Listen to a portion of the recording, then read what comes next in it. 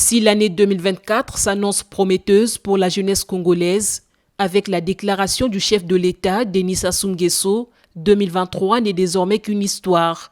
Pourtant, du côté du haut-commissaire à la justice restaurative, à la prévention et au traitement de la délinquance juvénile, les événements retentissent encore dans les esprits. L'année a été marquée par les violences en milieu juvénile, réalité à la base de certaines politiques, initiées par le haut-commissaire Adolphe Mboumaba afin d'éradiquer la délinquance juvénile. Il s'est inscrit dans une démarche ayant impliqué les organisations de la société civile, politique, aussi les partenaires. L'Organisation pour la dynamique africaine et les artisans de l'Outassi, deux associations fortement engagées dans la lutte contre le phénomène de délinquance juvénile à la base de la sécurité.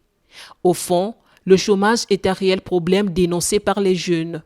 C'est dans cette perspective que ces jeunes de l'arrondissement 4 Mungali ont bénéficié d'une formation en garnissage et en menuiserie. Une initiative de Ghislaine Matondo, présidente de l'Association des artisans de l'Outassi, parrainée par le haut-commissaire à la justice restaurative. Adolphe Mboumaba a persuadé ces jeunes reconvertis à prendre leur destin en main et à bannir la culture de la violence. Avec les kits reçus, ces jeunes augurent une nouvelle aventure, celle de la vie active. L'un des participants s'est exprimé. J'ai un énorme plaisir d'avoir le fruit de ma sémence. Et notre effort aussi d'avoir eu le courage d'apprendre, avoir la volonté. Pour le gouvernement congolais, l'insertion socio-professionnelle de la jeunesse demeure un défi majeur. Dans ce contexte, le haut-commissaire et le représentant résident du PNUD au Congo ont passé au peigne fin tous les contours des termes de l'atelier de validation de la stratégie nationale de prévention et de traitement de la délinquance juvénile. Daniel Mbéry a été désigné comme consultant international de cet organisme onusien pour élaborer le document de la stratégie nationale. L'objet du document consiste à mettre ensemble la programmation des solutions dans un document gouvernemental. L'approche méthodologique tient à une revue documentaire de la problématique, dégager des mesures, et ces mesures serviront comme input dans la stratégie pour faire la programmation de la prévention, la programmation du traitement, le plan d'action budgété et le plan de communication. Du 10 au 13 août, le Congo a organisé un atelier national ouvert par le ministre Rosaire Ibarra, représentant le Premier ministre Anatole Koliné Makossou. La rencontre connaîtra la participation des délégations venues des différents départements du Congo et de certains pays de l'Afrique centrale, tels que le Rwanda, la RDC et la Côte d'Ivoire.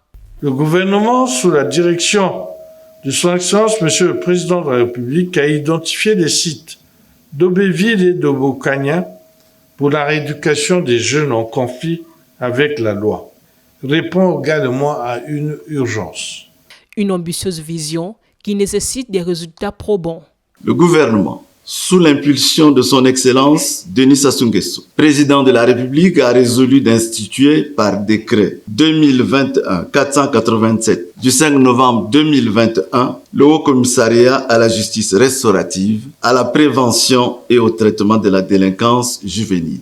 Des actions synergiques sont alors attendues.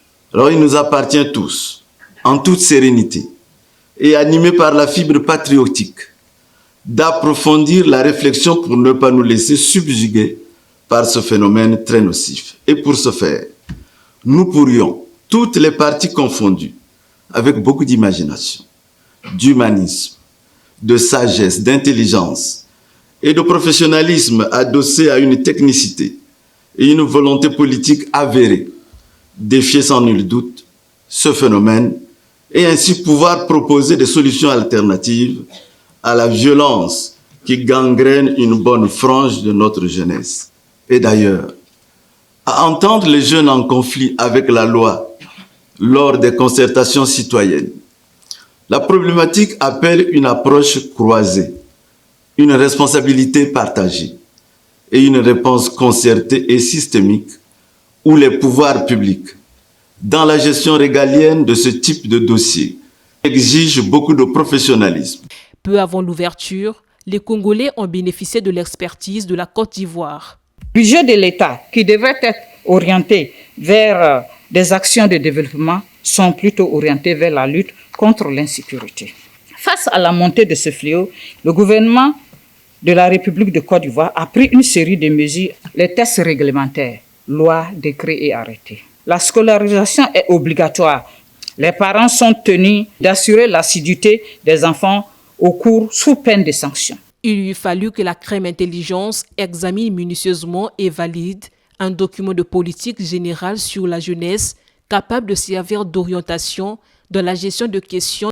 Il conviendrait de relever que la tenue de cet atelier procède de la mise en œuvre des orientations stratégiques de son Excellence M. Denis Sassou Nguesso, président de la République, chef de l'État, qui fait du traitement de la délinquance juvénile une préoccupation majeure. Permettez-moi, au nom de M. le Premier ministre, de former le vœu que cet engagement, cette détermination se poursuivent en vue de la réalisation des ambitions qui ont été fixées ici à travers les nombreuses recommandations. Une initiative saluée par ce participant. Nous lançons l'appel, surtout au Premier ministre et à son gouvernement, de nous soutenir jusqu'à ce que ce phénomène soit éradiqué dans notre pays. Nous avons la possibilité de l'éradiquer. 33 jours après l'organisation du dit atelier, le représentant résident du PNUD au Congo a remis le document final auprès du haut-commissaire. Rendre ces documents à leur principal propriétaire en le remerciant de la confiance qu'il a eue à notre accompagnement.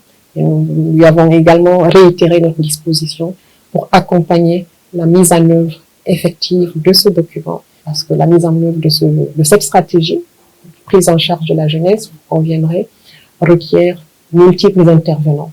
Donc, Monsieur le ministre nous a rassuré que cela allait être fait. Du 17 au 27 septembre, Adolphe Mboumaba et ses cadres se sont rendus en France pour un renforcement de capacité sous le thème « Comment prévenir la violence des jeunes contre la délinquance juvénile ».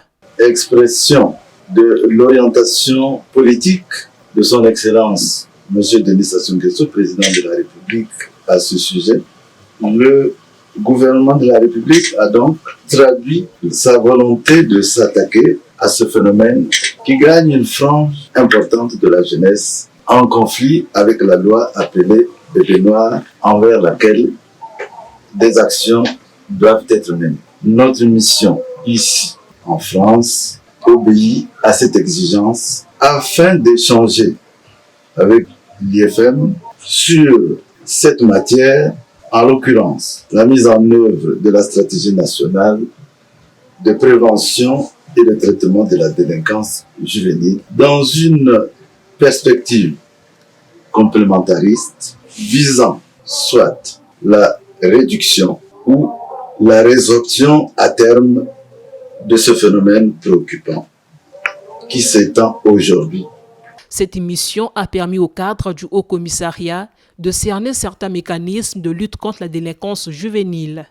Lutter contre le décrochage scolaire et permettre, je dirais, à l'insertion des jeunes qui rencontrent des difficultés. C'est une cogestion entre la collectivité et les services de l'État. C'est pour ça qu'on est allé visiter le CRIJ et un tiers-lieu du CRIJ, parce que rien ne sert de stigmatiser le jeune délinquant. À la fin de cette formation pratique, les organisateurs ont vanté les efforts du gouvernement congolais en matière de lutte contre la délinquance juvénile. Un diplôme d'encouragement a été dédié au Premier ministre congolais. Le 3 octobre 2023, le haut-commissaire a lancé les inscriptions au programme Yekola Mosala Tour, un programme de l'association Les Artisans de l'Outassi. Appuyé par le FIGA, Fonds d'impulsion de garantie et d'accompagnement de très petites et moyennes entreprises, la formation a débuté le 9 octobre au grand bonheur de ces jeunes. Une formation axée sur la mouture de la stratégie évoquée donne une orientation à l'amélioration et l'accès à l'emploi des jeunes.